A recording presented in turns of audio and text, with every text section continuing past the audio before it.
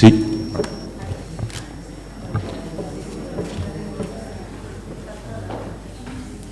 Bueno, buenos días a todos.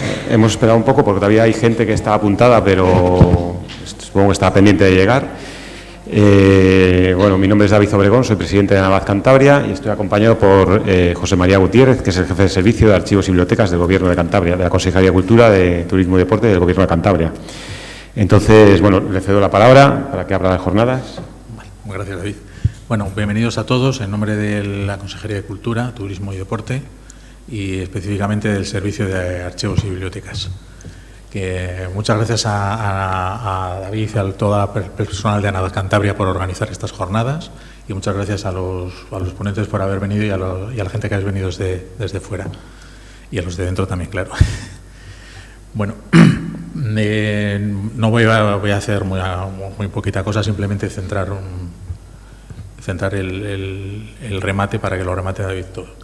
El tema de los datos abiertos es muy importante en el mundo de los archivos y las bibliotecas desde siempre, y con el mundo de la informática ya ha sido algo bastante más exponencial todo y cada vez más.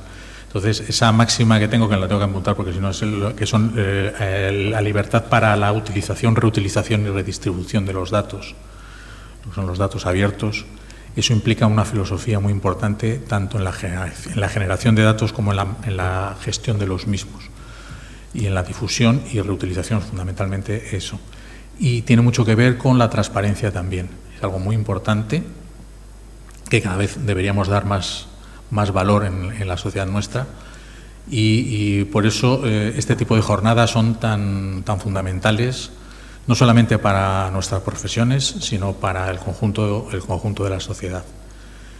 Y sin más, le paso a David, le devuelvo a David la palabra para que haga un pequeño scope de la jornada que tenemos hoy y espero que lo podamos disfrutar todos bastante. Muchas gracias. Bueno, pues muchas gracias, José María. Agradecerte a ti y al servicio, a la consejería, bueno, pues que siempre, a esta asociación siempre nos habéis apoyado desde el principio. En todos los aspectos y sin ir más lejos, pues cediéndonos por la sala esta magnífica, ¿no?, para celebrar este acto. Agradeceros también a vosotros la presencia. Cuando enviábamos la carta a los socios anunciando estas jornadas, pues les pedíamos, oye, un poco de respuesta, ¿no?, a estas iniciativas, porque desde luego cuesta mucho organizar unas jornadas, aunque sean de pequeño tamaño como estas. Y cuestan también económicamente, es un esfuerzo notable para una asociación pequeña como la nuestra, ¿no? Entonces, pues esperamos siempre la respuesta del socio, ¿no? Porque sobre todo hoy en día que cada vez más las actividades que organizamos son online, ¿no? Sobre todo a partir de la pandemia, prácticamente todos los cursos son online, es complicadísimo verse, ¿no? Este tipo de eventos me parece importante porque el contacto humano es fundamental, ¿no? A la hora de unir profesionales, de contar experiencias, ¿no? Un curso está muy bien, unas jornadas, lo que nos puedan contar en las jornadas está muy bien, pero lo que hay muchas veces detrás de ellas, ¿no?, tomando un café, ese tipo de vínculos profesionales, para mí, siempre, en mi vida, siempre han sido muy importantes y creo que para todos, ¿no? Entonces, yo creo que hay que insistir también, ¿no? Por mucho que la formación online nos dé unas posibilidades enormes de cara a llegar pues prácticamente a toda la población de España, ¿no? O sea, ya no estamos restringidos a organizar un curso aquí para quizás 10, 15 personas de Cantabria, alguno que se acerca al País Vasco, de Asturias, ¿no?, sino organizar cursos, sin ir más lejos. Hace unos meses organizamos un curso sobre propiedad intelectual en colaboración con la Asociación Asturiana. Este tipo de colaboraciones surgieron a partir de un tipo de jornadas como estas, ¿no? Y fue un curso además de mucho éxito, ¿no? O sea, llegamos a 60 matriculados, que es una barbaridad, y tuvimos que cerrar la matrícula, ¿vale? Entonces, la verdad es que llegar a esa cantidad de personas es muy importante para una asociación tan pequeña como la nuestra, ¿vale? Entonces, bueno, pues agradeceros a vosotros vuestra presencia aquí. Agradecer también, bueno, pues a las federaciones a las que pertenecemos, tanto a Anabaz como FESAVID, ¿no?, que también nos presentan una infraestructura muy importante. De nuevo, para una asociación tan pequeña como la nuestra, pues es importantísimo acceder, por una parte, a ayudas económicas del Ministerio, ¿no?, pero por otra también formar parte de la discusión general que hay en España sobre diferentes aspectos, ¿no? Ahora mismo, ayer había una reunión sobre gobierno abierto en la que ha asistido Encarna. Hay grupos de trabajo de la administración pública, en Anabaz, en FESAVIZ hay grupos de trabajo para la defensa de la población, tenemos reuniones periódicas con el Ministerio de Cultura, y para una asociación tan pequeña como nosotros es gracias a formar parte de estas federaciones, ¿no? Para nuestros socios es importantísimo también. Nosotros tenemos una capacidad más o menos limitada de organizar cursos, pero gracias a la solidaridad de otras asociaciones que firman con nosotros convenios de reciprocidad, nuestros socios pueden aprovecharse de dar cursos prácticamente en toda España, en cualquier asociación, a un precio de socio, o sea, lo cual me parece pues fundamental, ¿no? para una asociación como la nuestra. Bueno, centrándonos ya un poco más en las jornadas, el origen de estas jornadas tiene que ver con una iniciativa que surgió de la Asociación Asturiana, de APEI, hace ya algunos años, de juntarnos varias asociaciones anualmente, cada año en un sitio, ¿no? Empezaron ellos citándonos en Oviedo a varias asociaciones del norte, en concreto a Galicia, Asturias, País Vasco, Cantabria y más recientemente también Castilla y León, ¿no? Entonces, bueno, pues cada año nos hemos ido reuniendo, primero allí en Asturias, después en Euskadi, en Galicia y ahora pues nos toca a nosotros, ¿no? Y esto es un poco también incidir en ese tipo de encuentros periódicos que hace que surjan proyectos interesantes. Sin ir más lejos, bueno, he hablado ya del proyecto con APEI, que hicimos el curso de propiedad intelectual, pero dentro de 2 semanas tenemos otras jornadas que organizamos junto con ALDE, que es la Asociación del País Vasco, con ACAL, la Asociación de Archiveros de Castilla y León, y con la Fundación Sancho el Sabio, sobre archivos privados, a la cual los invitamos. En este caso será en Vitoria, ¿de acuerdo? Entonces, bueno, como os decía, este tipo de contactos son importantísimos, ¿no? Más cosas. Ya hablando un poco de datos abiertos, ¿no? ¿Por qué hacer una jornada sobre datos abiertos? Bueno, pues cuando hay una tormenta de ideas de cara a hacer unas jornadas, pues surgió esta idea un poco, porque es el típico término que está de moda un poco, ¿no? Si ahora ves un poco las jornadas de varias asociaciones, no somos los primeros que hacemos unas jornadas sobre datos abiertos. ACAL creo que ha hecho unas hace escasos meses, ¿no? Empieza a sonar, ¿no? Es algo que lleva ya en el candelero varios años y que, sobre todo a los archiveros, nos afecta bastante con el tema de acceso a la información y a transparencia, ¿no? Pero bueno, ¿qué son los datos abiertos exactamente? No son datos simplemente a los que podamos acceder, sino datos a los que podamos manipular nosotros mismos, o sea, acceder a ellos en toda la extensión. No solo verlos, sino incluso descargarlos y distribuirlos, ¿vale? Son datos que generan las administraciones públicas y cuya filosofía es, puesto que la administración pública genera esos datos gracias al trabajo que los ciudadanos invierten en eso, pues lo justo es que los ciudadanos puedan acceder a ellos libremente, ¿de acuerdo? Entonces hay cierto desconocimiento, entiendo yo, sobre qué son los datos abiertos y específicamente los datos abiertos en centros culturales, que son un poco los que nos afectarían a nosotros, tanto museos como bibliotecas, archivos o centros de documentación, ¿no?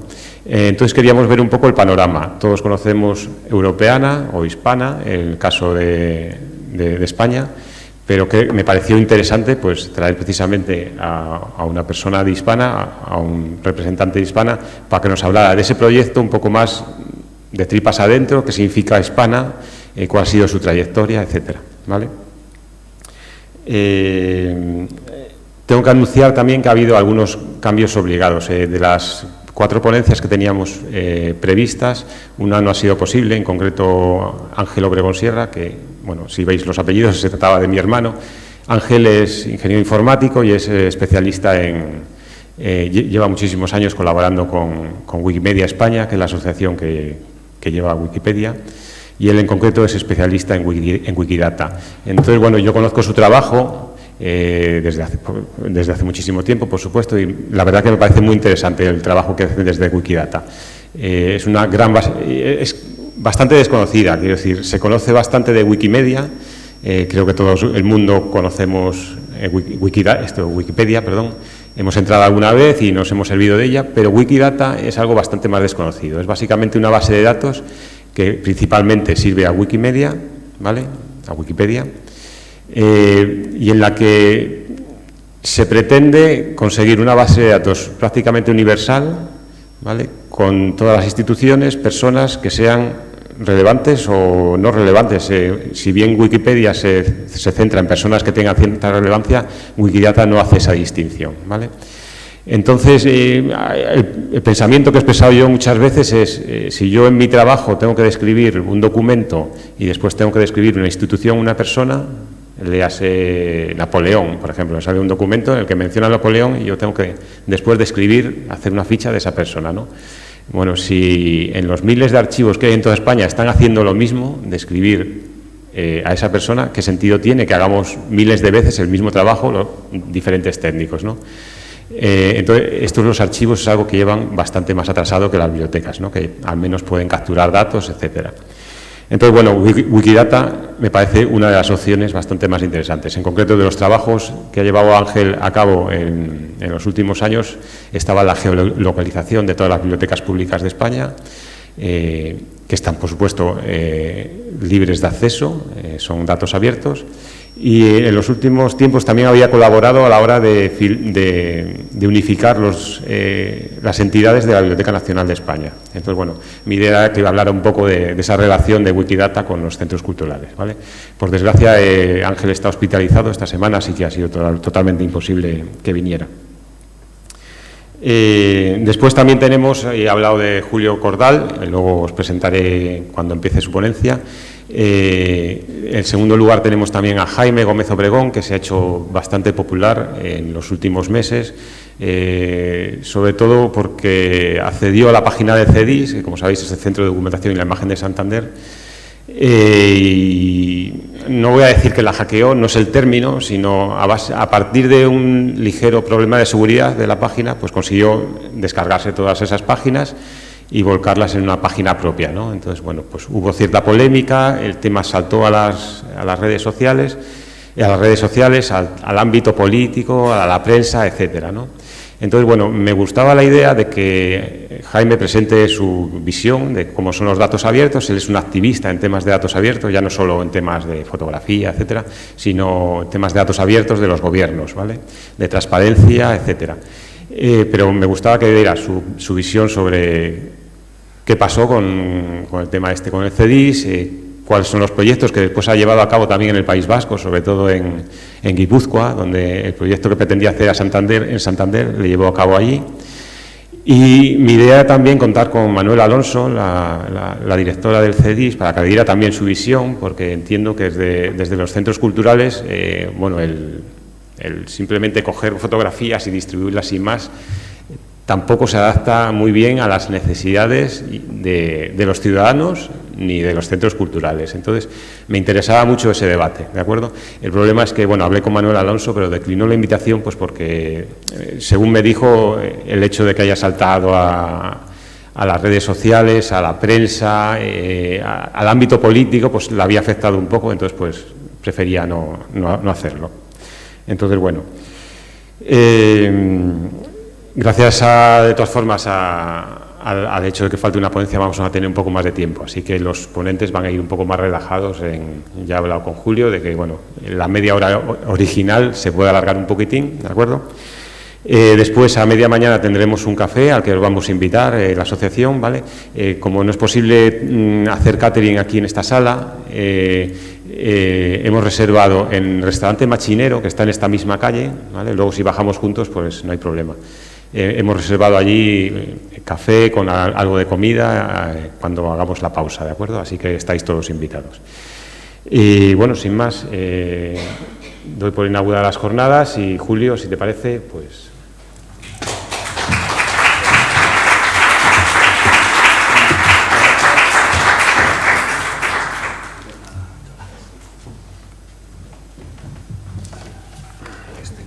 ¿Te prefieres tener aquí? Sí, vale. Sí, para ver la pantalla. Pero un poco...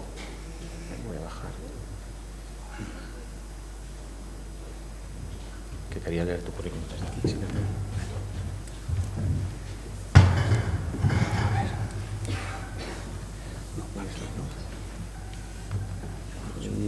parecido ese. Justo. Déjame que esté el currículum. Sí.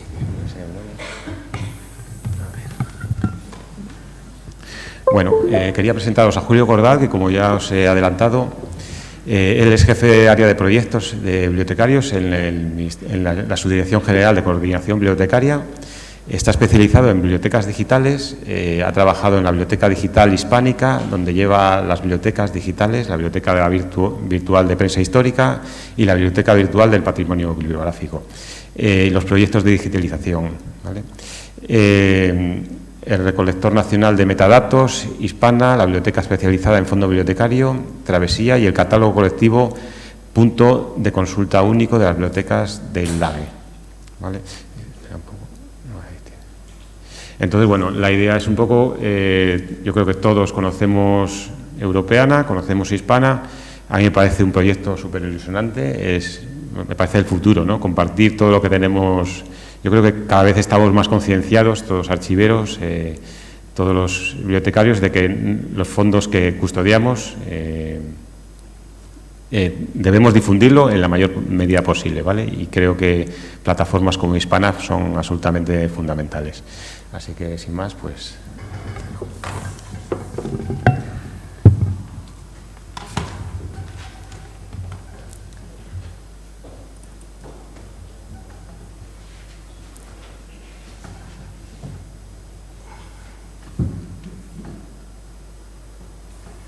A ver si se abre el pendrive. Buenos días a todos. Gracias, David, por la presentación. Gracias también a... ¿Se me oye bien? No, vale. Gracias también a Navad Cantabria y a FESAVIZ y a la Biblioteca Central de Cantabria por alojar estas jornadas y por invitarme, lo cual me da la oportunidad de visitar estas bonitas tierras y de conocer un montón de colegas y de gente estupenda. Ya me he presentado y he conocido unos cuantos, que cada uno de una asociación, entonces me voy a tener que hacer un Excel para acordarme de nombres y asociaciones, o sea que si alguno no les sé llamar por su nombre, que me disculpe. y bueno, a ver si se abre el pendrive y puedo hablar de Hispana. Me parece muy adecuado incluir a Hispana en unas jornadas sobre datos abiertos, porque realmente la filosofía de Hispana y de Europeana tiene mucho que ver con los datos abiertos, con el acceso abierto, con la reutilización, ¿no? Son uno de los pilares de estos proyectos, ¿no? Siempre desde el principio pues se ha considerado Europeana pues como una biblioteca abierta para que todos los ciudadanos puedan acceder a la información. Parece que hay algún problema con el Excel. ¿Se está abriendo? Ah.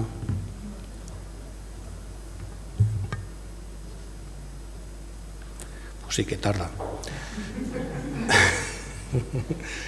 Y bueno, iba diciendo que es muy adecuado pues hablar de Hispana en estas jornadas, ¿no?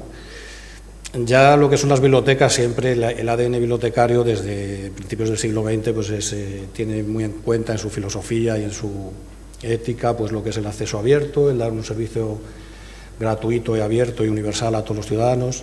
Entonces esto se transmite a lo que son las bibliotecas digitales, ¿no? Y desde luego la Biblioteca Digital Europeana, que comenzó siendo un poquito la Biblioteca Digital Europea, ahora es algo un poquito más grande, es el portal de datos culturales patrimoniales europeo, ¿no? Y bueno, Hispana siempre ha estado alineado pues con la filosofía de Europeana. Entonces voy a empezar hablando de Hispana. A ver. Vale.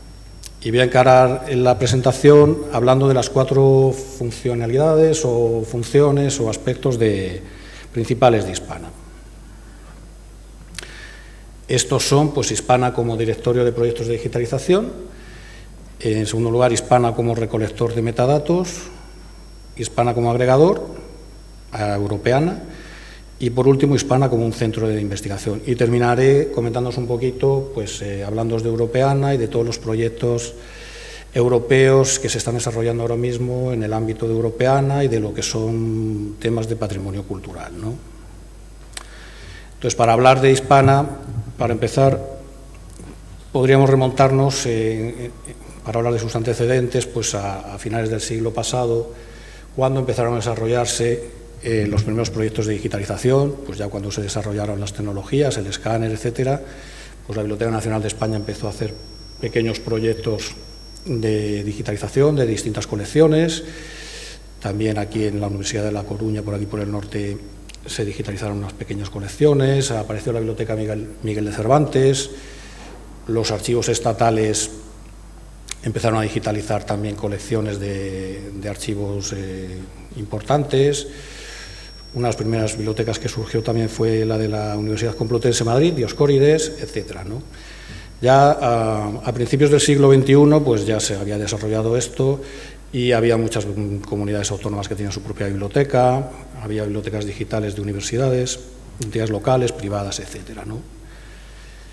Durante estos años se están produciendo en Europa una serie de reuniones de expertos en temas de digitalización, como la de Luxemburgo, Bruselas, Lund o París, en las que se estaba empezando a hablar de que hacía falta coordinar un poquito todos estos esfuerzos de digitalización, porque cada uno digitalizaba por su lado y se estaban duplicando trabajos, etcétera, ¿no? Y por otro lado, pues convendría, también se empezaba a decir que convendría alinear un poquito lo que son las prácticas de digitalización, los formatos descriptivos, los protocolos de transmisión de datos, etcétera, etcétera, ¿no? En España, al mismo tiempo, y producto de estas reuniones, seguramente se empezaron a formar una serie de grupos. Por un lado, una comisión ministerial de digitalización que planteó hacer un inventario de proyectos de digitalización. Poco después se formó un grupo de trabajo de digitalización y microfilmación con representantes de distintas administraciones públicas, en la que igualmente se incidió en la idea de hacer un inventario de proyectos de digitalización. También se habló de crear un proyecto piloto, de tener una web, una base de datos de proyectos, etcétera. Pero fue seguramente el grupo de trabajo de colecciones digitales que se formó un poquito después, el que ya directamente formó Hispana o creó ya lo que son las especificaciones de Hispana, ¿no? Y así, en 2004, la Subdirección General de Coordinación Bibliotecaria, donde trabajo, desarrolló la aplicación, que en un principio estaba compuesta, bueno, en un principio y sigue estando así, ¿no?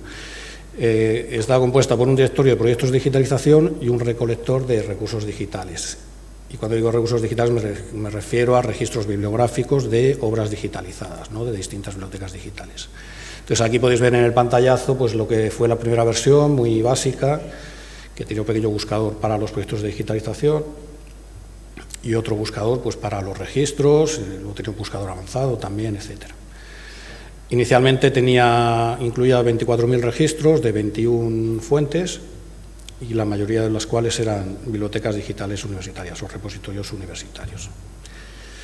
Los objetivos de este proyecto fueron desde el principio, por un lado, disponer de un directorio de los proyectos de digitalización para controlar un poquito lo que se estaba haciendo a nivel nacional en digitalización de contenidos patrimoniales y también para evitar pues, la duplicidad en los esfuerzos y en las digitalizaciones, para que no hubiera distintas instituciones digitalizando lo mismo y desperdiciando así el dinero público, porque realmente con que esté digitalizado y accesible por la web en un sitio, basta, no hace falta que esté en 20 sitios, ¿no?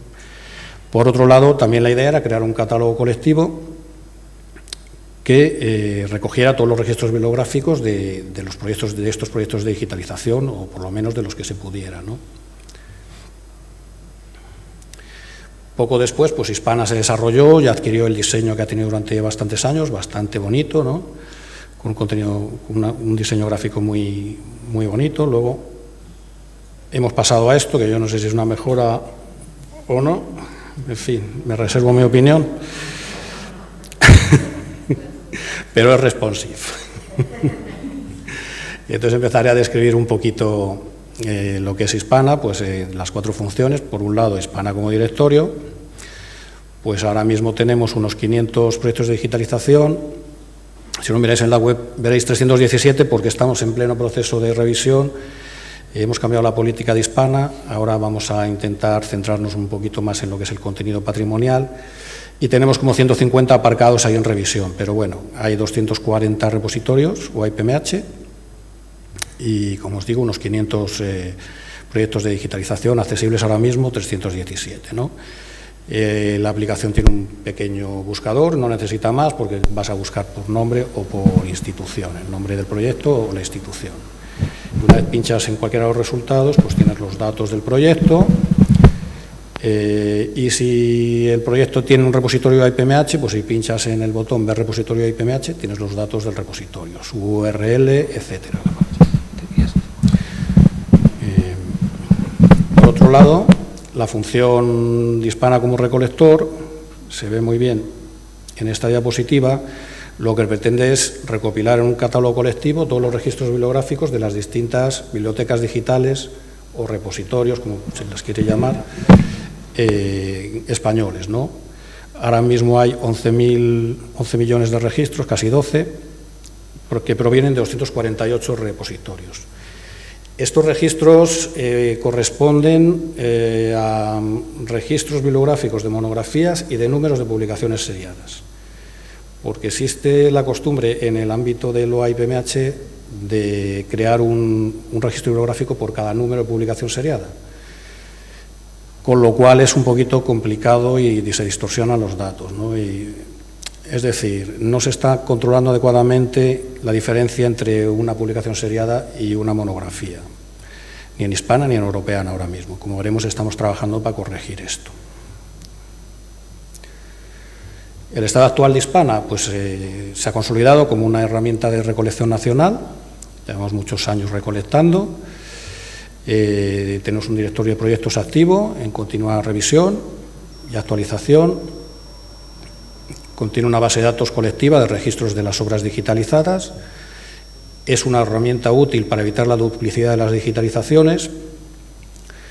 Como os decía, siempre ha estado alineada con los parámetros de Europeana y también está alineada con la Estrategia Nacional de Digitalización, que es un grupo de trabajo y una estrategia en la que se está trabajando desde el Consejo de Cooperación Bibliotecaria, a través de un grupo,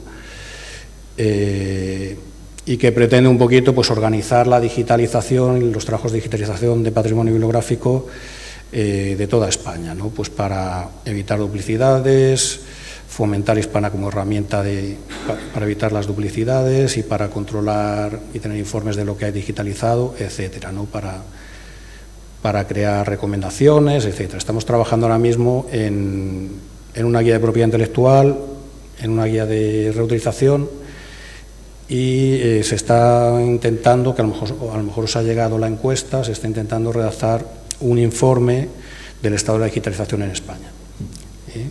Se ha hecho una encuesta y se va a hacer una segunda parte de la encuesta para redactar este informe, ¿no? Por otro lado, es un centro de asistencia técnica a los repositorios pues, que cargan en Hispana, que cargan en Europeana o que pretenden hacerlo, ¿no? Hispana es también la vía principal de agregación europeana, no la única.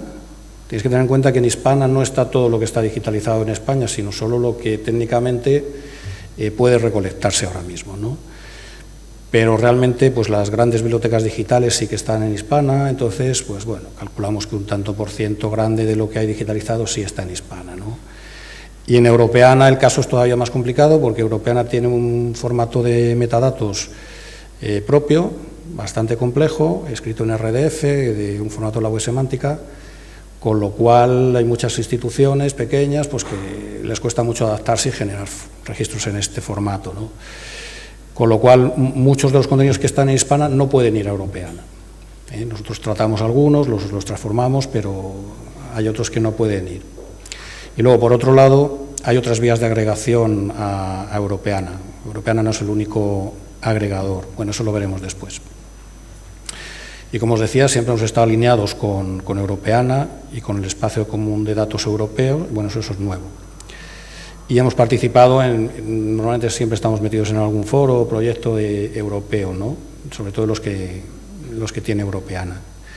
Y el ECD que pone ahora es el espacio común de datos europeo, del que os hablaré después, que es una cosa que se está planificando ahora mismo en Europa y que está sonando muchísimo y todavía está un poquito a nivel de planificación y es una idea un poquito vaga. Bueno, en cuanto a los repositorios que hay cargados en Hispana, pues tenemos los datos de la Biblioteca Nacional, de las bibliotecas digitales de comunidades autónomas, los datos de nuestras bibliotecas digitales, la Biblioteca Virtual del Patrimonio Bibliográfico y de la Biblioteca Virtual de Prensa Histórica, que son de la subdirección, que también llevo yo, repositorios de universidades, entidades privadas, locales, archivos, museos, etc. También hay mucho contenido de archivo, de museos, no suficientemente diferenciado a mi juicio, y también estamos trabajando un poquito en eso, en poder ser un recolector y un catálogo colectivo de formato archivístico y de archivos y museos, ¿no? En cuanto a los fondos, pues todo tipo de fondos de los que se encuentran en bibliotecas, archivos y museos, desde manuscritos impresos, pasando por documentos gráficos, cartográficos, mapas, partituras, documentación de archivo, grabaciones sonoras, vídeos, etc. A lo largo de estos años nos hemos encontrado muchas dificultades. Por un lado, las dificultades técnicas provenientes de todo lo que es el entorno AIPMH. Para cargar en Hispana hace falta implementar un repositorio AIPMH, lo cual un bibliotecario o un archivero pues no lo sabe hacer, lógicamente, necesita una empresa externa o un informático. Luego, pues el tema de la calidad de los registros. Muchos registros no vienen bien normalizados, en donde debería venir la fecha de publicación, viene la fecha de alta del registro y te distorsiona absolutamente todo, cosas así, ¿no? Luego está el tema de que la misma obra aparece recolectada en distintos sitios y no se diferencia bien, no hay multiplicidad de registros de la misma edición, porque no tienen el mismo 001 o no tienen el ISSN o el ISBN y no tenemos tampoco manera de evitarlo. Y como os decía, pues hay muchas bibliotecas pues que, aunque pueden cargar en Hispana, porque el requisito para cargar en Hispana es tener los registros en formato Dublin Core, pues no pueden cargar en Europeana pues porque no tienen el formato EDM. En tercer lugar, Hispana como agregador es la misma idea que Hispana como recolector, solo que Hispana en este caso sería un agregador y agregaría sus registros Europeana, es decir, como se ve en la imagen, que una imagen vale más que 1000 palabras, Europeana recolecta y es un catálogo colectivo de los distintos agregadores europeos, ¿no? Entonces, a través de Hispana, como os decía, se agregan la mayoría de los contenidos españoles. Este es un ecosistema de agregación que está en continua evolución y no es la única vía de agregación. En España, por ejemplo, siempre ha habido proyectos que han ido por libre. La Memoria Digital de Cataluña, por ejemplo, pues mandaba sus registros por correo electrónico y se los editaban allí o lo que sea. Ahora ya tiene su propio agregador y el País Vasco también. Y luego pues hay otra serie de agregadores. Bueno, por ejemplo, la Biblioteca Nacional cargaba a través del proyecto TEL de European Library, la Biblioteca Digital Europea, que no es lo mismo que Europeana, que es un proyecto que ya se ha estancado, se ha muerto y entonces pues ahora está cargando a través de Hispana. Y luego hay agregadores temáticos, por ejemplo, hay un agregador de contenido científico, otro de no sé qué, y también pueden ir a Europeana, algunos de estos, ¿no? Pero bueno, pues ahora mismo a nivel de datos se están agregando pues 3,5 millones de registros desde Hispana de 67 instituciones, lo que supone el 65% de la aportación española y el 5,8% del total que hay en Europeana, ¿no? Ahora mismo somos el sexto agregador en número de contenidos y el tercero nacional. Hemos sido durante mucho tiempo el primer agregador nacional, pero bueno, pues nos hemos dormido un poquito en los laureles o otros lo han hecho mejor y nos han adelantado por la derecha.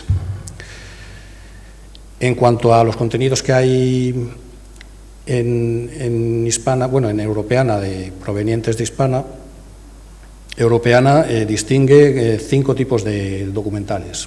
Esos son unas divisiones realmente muy toscas, ¿no? Texto, imagen, vídeo, sonido y 3D. No he puesto aquí 3D porque no hay contenido 3D en Hispana. Va a empezar a ver pronto, ¿eh? Entonces, como veis, la mayoría es texto, es el 88%, luego hay bastante contenido gráfico, algo de vídeo y algo de grabaciones sonoras. Luego, Europeana obliga a que sus metadatos estén bajo alguna licencia. Tienen 15 licencias, que son licencias Creative Commons o Rights.org, y obliga a que todos los metadatos estén licenciados bajo alguna de estas licencias. Y como os decía, siempre ha recomendado fuertemente pues, que todos los contenidos estén bajo licencias abiertas y que permitan la reutilización.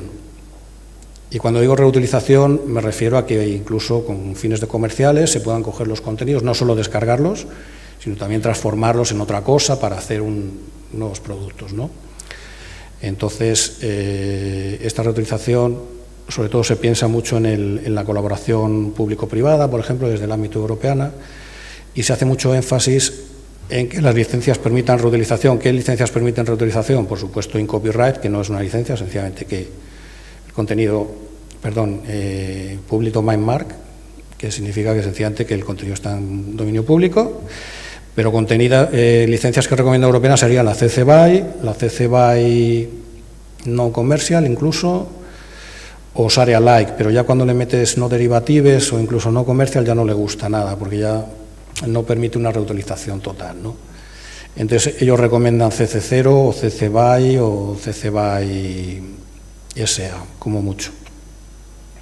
Y como veis, pues más o menos todo lo que se está en Europeana, que viene hispana, el 45% está en CC BY, 11% en dominio público y la gran mayoría son licencias abiertas, ¿no? Aunque hay algunas cosas que 15% no derivative, bueno, en fin, todavía algunas cosas. Luego Europeana trata los registros según la licencia que tienen. Si tienen una licencia que no les gusta, te los pone al final de la lista, digamos, de la cola.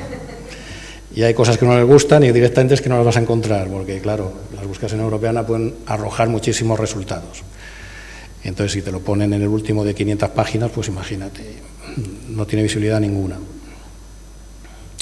Bueno, y por último, quería hablaros de Hispana como centro de investigación. Yo me he hecho cargo de Hispana hace 2 años, más o menos. Antes llevaba solo las bibliotecas digitales. Y esta es un poquito mi visión, ¿no? Quiero convertir Hispana, ya lo es, pero quiero fomentar mucho el tema de Hispana como convertirlo en un verdadero centro de investigación que sea de verdad útil a la comunidad investigadora, ¿no? Y a la ciudadanía también, por supuesto. Para ello estamos trabajando en 2 estrategias distintas. Por un lado, en el desarrollo técnico de Hispana, en las tripas de Hispana, y por otro lado, en la mejora de los datos de origen, ¿no? Ahora os voy a hablar un poquito del desarrollo de Hispana, en lo que consiste, y en cuanto a la mejora de la calidad de los datos de origen, pues hemos redactado una nueva política de Hispana con que indica que hay una serie de campos obligatorios que necesitamos para poder controlar bien la información, pues por ejemplo la tipología documental o el nivel bibliográfico, si es una monografía, si es una publicación seriada, porque si no eso al final es un cajón desastre, un batiburrillo y no se pueden diferenciar y buscar bien las cosas, ¿no? Y también pues estamos trabajando en pautas y recomendaciones para ayudar a todas las instituciones a poder participar en el proyecto y que sus datos estén bien alineados y sean buenos, ¿no? El objetivo, como os decía, es que Hispana se convierta en un centro de investigación. En primer lugar, vamos a centrarnos un poquito más en lo bibliográfico, pero en un segundo escalón nos vamos a centrar también en que sea también un centro de investigación para contenidos archivísticos. Ahora mismo Hispana está recogiendo mucho contenido de archivo, va a seguir haciéndolo, pero son contenidos de archivo descritos en Dublin Core. Entonces, en este segundo paso sí que me gustaría ya implementar la recolección de formatos directamente de archivo y en la visualización y búsqueda también de contenidos específicamente archivísticos, ¿no? Por supuesto, pues esta herramienta tiene que ser útil para evitar la duplicidad de las digitalizaciones y para obtener un panorama, una panorámica de lo que se está digitalizando en España a nivel de fondos patrimoniales, ¿no? Pues ahora mismo, como os decía, estamos trabajando en un desarrollo de la aplicación bastante profundo que nos va a permitir cargar pues, nuevos formatos. Ahora mismo es obligatorio el Dublin Core, aunque se puede cargar cualquier otro formato aparte, pero ahora vamos a poder trabajar desde Dublin Core, desde Mark, desde S y desde EDM. Entonces, una biblioteca que no tenga Dublin Core pero tenga Mark ya va a poder cargar en Hispana. Por otro lado, ahora mismo, si estamos cargando a través del protocolo AIPMH, vamos a poder cargar también por Z3950, si nos mandan por correo electrónico o en un pendrive registros Dublin Core o Mark, o incluso con un sistema de tabla Excel que hemos desarrollado, ¿no? Además, vamos a poder mejorar la catalogación, vamos a implementar funciones de edición masiva de registros que nos permiten corregir errores de origen, pues poner tipologías documentales, por ejemplo, incluir información, identificar repositorios, porque ahora mismo tenemos un pequeño problema cuando recolectamos algún repositorio intermediario, por ejemplo, un repositorio de nivel autonómico que recolecta a su vez otros repositorios municipales, pues a lo mejor se pierde la información o del intermediario o de los de origen, ¿no? Entonces vamos a mejorar eso también para que estén todas las instituciones representadas, nos va a permitir borrar registros, etcétera, ¿no? Vamos a poder también gestionar adecuadamente publicaciones seriadas. Hay muchas bibliotecas todavía en este país, o bibliotecas digitales, que no comprenden la diferencia entre una publicación seriada y una monografía, ¿no? No las puedes tratar igual. Entonces te vas a algún repositorio de aquí o de allá y te encuentras pues que aparece la publicación seriada y una ristra de PDFs uno detrás de otro que si son 10 no pasa nada, pero si son 100.000, entonces tienes que tener un calendario o una especie de cards o algo para controlar eso y poderlo buscar de una manera específica, ¿no? Y esto lo vamos a poder hacer con esta nueva aplicación, ¿no? Con este desarrollo. Luego vamos a tener también funciones de detección de duplicados para evitar hasta cierto punto que haya tantos registros de la misma edición, y funciones muy interesantes de enriquecimiento automático, pues con datos de autor de BIAF, con el ISNI, datos de Wikidata, etiquetas de la lengua del documento. En el contexto de Europeana siempre es muy importante la identificación de la lengua, tanto de los metadatos como de las publicaciones, ¿no? Porque es un contexto muy multilingüe, ¿no? Y también en la mejora en la consignación de las fechas, que realmente es un quebradero de cabeza ahora mismo para nosotros, ¿no? La aplicación tiene otras muchas mejoras, como las mejoras en la búsqueda, nuevos campos, búsqueda por tipologías documentales, etcétera. Vamos a desarrollar también una API para que cualquier institución se la ponga en su página web y pueda buscar en Hispana desde su web. Y también va a mejorar la recuperación con más facetas, búsqueda por colecciones, miniaturas, etcétera. Bueno, no me quiero extender mucho. Va a haber un mayor control de calidad con procesos de validación automática, procesos, por ejemplo, muy interesantes también para nosotros, como revisión de URLs caídas, un proceso automático que te detecta que hay URLs que ya no funcionan y te borra automáticamente el registro, ¿no? Revisiones de calidad según el sistema de Europeana, los tiers que le llaman ellos, etcétera, etcétera. Y por último, pues va a ser de verdad un diseño responsive, porque ahora mismo es semi-responsive, ¿no? Para terminar con Hispana, lo único que me gustaría remarcar que es un proyecto colaborativo, ¿no? Es verdad, lo gestionamos desde el Ministerio y ahí recogemos toda la información y la procesamos, pero la información viene de un montón de fuentes que a su vez trabajan en la calidad de los registros, en ponerlos a disposición, en implementar y configurar su repositorio. Es decir, que es un trabajo de todos y el mérito también es de todos, ¿no? Bueno, pues eso en cuanto a Hispana, y ahora me gustaría hablaros de los proyectos europeos, de Europeana en principio, y de todos los proyectos que se están desarrollando en Europa en el momento actual, relacionados con Europeana o con el espacio común de datos europeos de patrimonio cultural, ¿no? Comenzaré hablando de Europeana, que es una idea de biblioteca digital que se estuvo gestando durante una década hasta que apareció Google Books y los gobiernos se pusieron las pilas rápidamente y crearon Europeana como reacción un poquito a Google Books, porque veía que les quitaba el negocio de las manos de alguna manera, ¿no? Entonces se define Europeana como el punto de acceso común, multilingüe, al patrimonio cultural europeo. Actualmente tiene más de 62 millones de objetos digitales de más de 3.731 instituciones, que vienen a través de 152 agregadores, pues como Hispana, ¿no? De 46 países. Cuando hablamos de 62 millones de objetos digitales tenemos que entender lo mismo que os decía con Hispana, ¿no? Estamos hablando de registros, no de imágenes digitales o de objetos digitales. Estamos hablando de registros bibliográficos de monografías o de números de publicaciones serial. Europeana desde el principio ha tenido su propio modelo de metadatos. Primero era el formato S, que era una especie de extensión de Dublin Core, y luego fue el formato EDM, que es un formato escrito en RDF, un formato de web semántica muy complejo y poco humano, al que le tengo un poco de manía.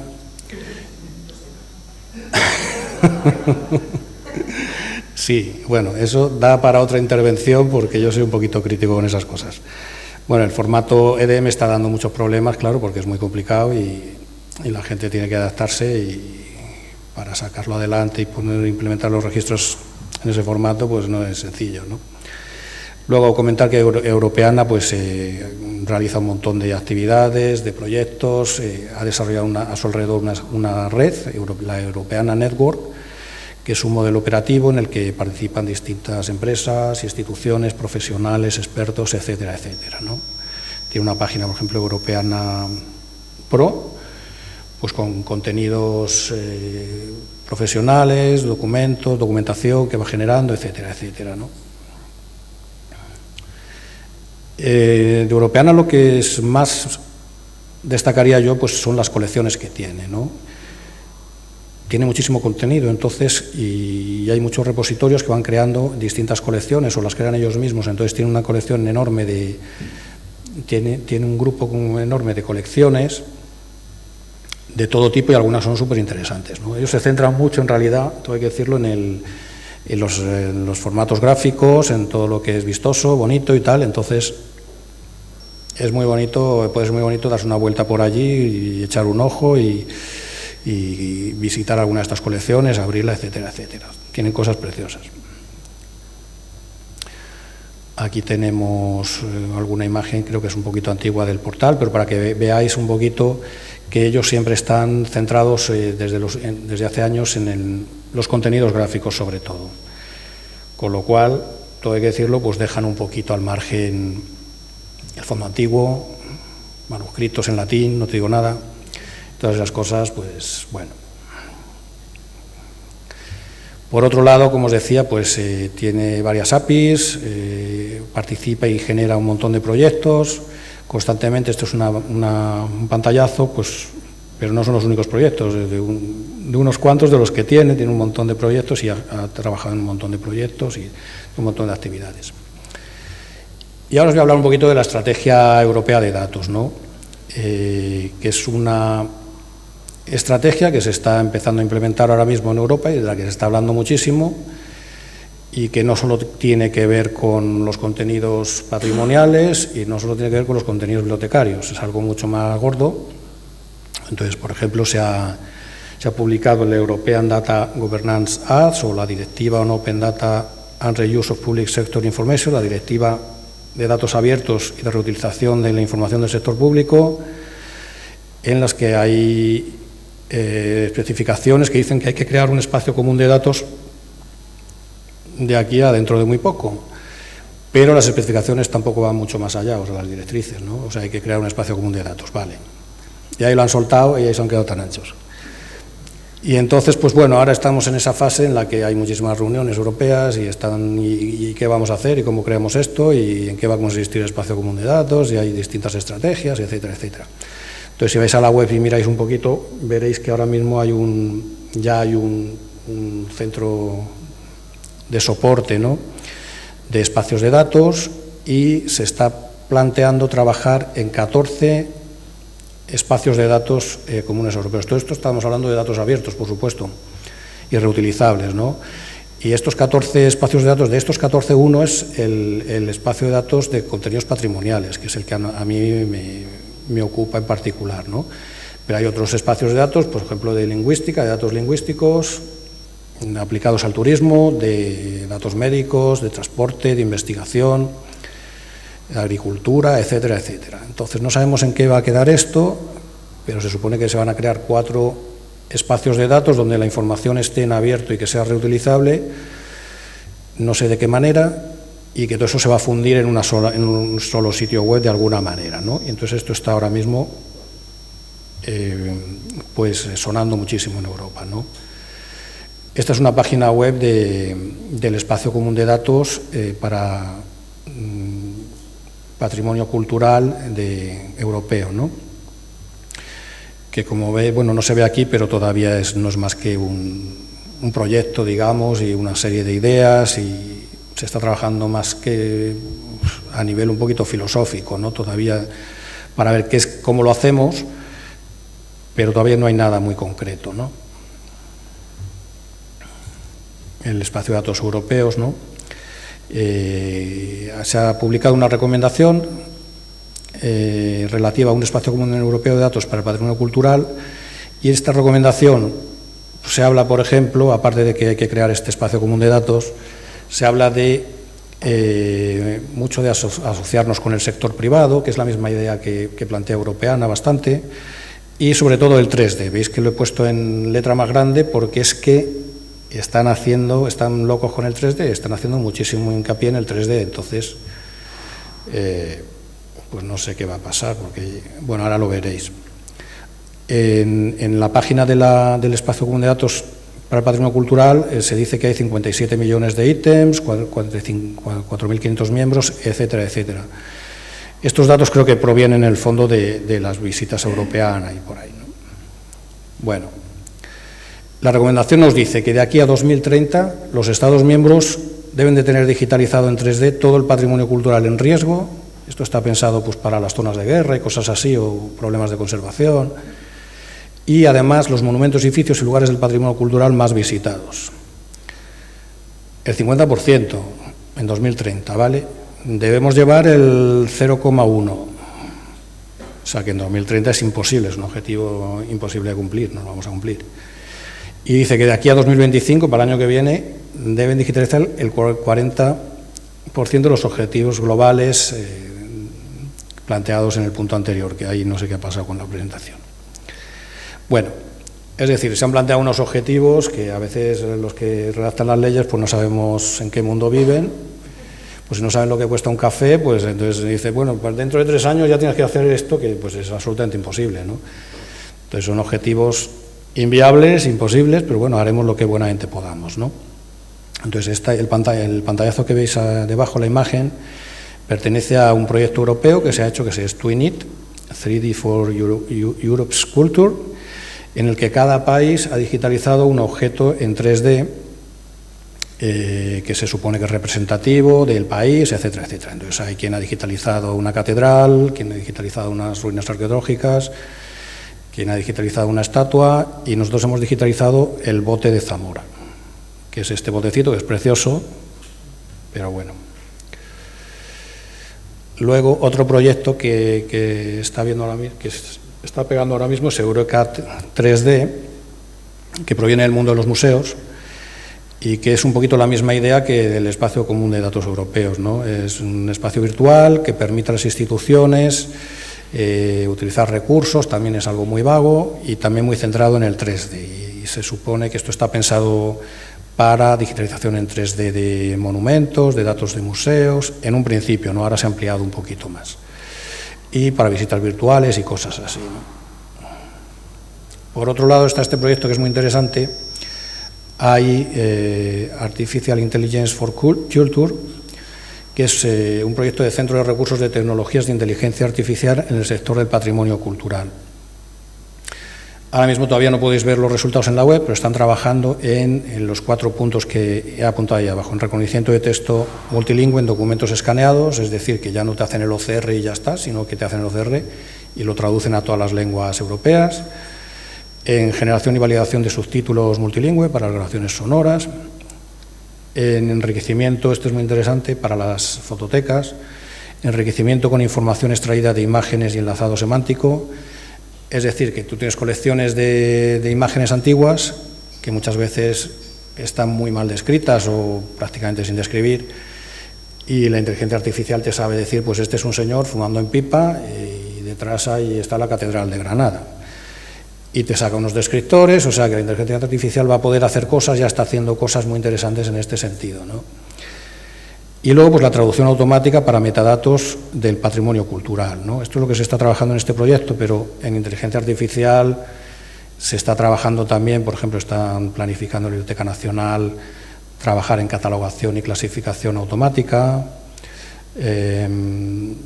También hay empresas que están trabajando en transcripciones de vídeos y grabaciones sonoras, en resúmenes de esas transcripciones, en sacar descriptores, de manera que tú tienes un vídeo y la inteligencia artificial te dice, te saca una transcripción de todo el audio del vídeo, te dice, te hace un resumen de esa transcripción, o incluso, y eso todavía no se está haciendo, pero se llegará a hacer, si el vídeo no tiene sonido, pues te puede decir también de qué va el vídeo. Ya lo está haciendo con las fotografías, pues el siguiente paso será que lo haga con los vídeos. También la Biblioteca Nacional estaba trabajando, que no me venía a la cabeza, en sistemas de inteligencia artificial para partituras también, para que las lea o las transcriba o las traduzca directamente a formato MIDI y cosas de esas, ¿no? Hay unos proyectos muy interesantes. Luego está el proyecto también en el ámbito europeo, 5D Culture, o como se diga, y también pues es otro proyecto 3D, que ha surgido un poquito más o está más centrado en ámbitos como la educación, el turismo, el sector cultural y creativo más amplio. Como veis, mucho 3D por todos lados, ahora no para de sonar.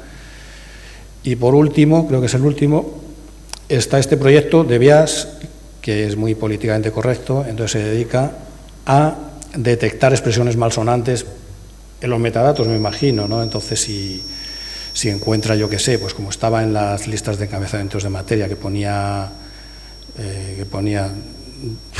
deficiente mental, creo que ponía, pues entonces ahora se les llama disminuido psíquico, o como sea, pues ya no sé si es la última expresión que se...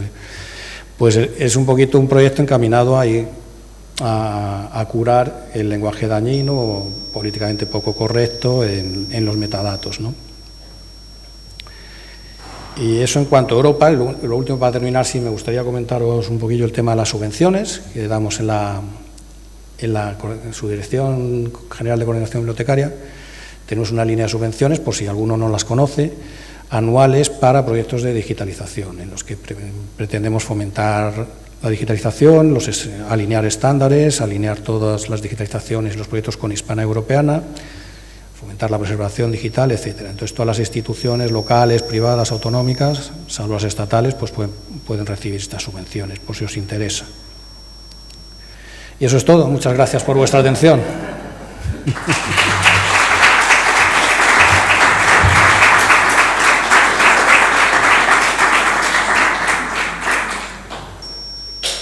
No sé cómo... ¿Desenchufa la braga? Si os parece, luego como hay una mesa de debate con Jaime Gómez Obregón, si tenéis alguna pregunta, esperamos luego a posteriori, ¿vale?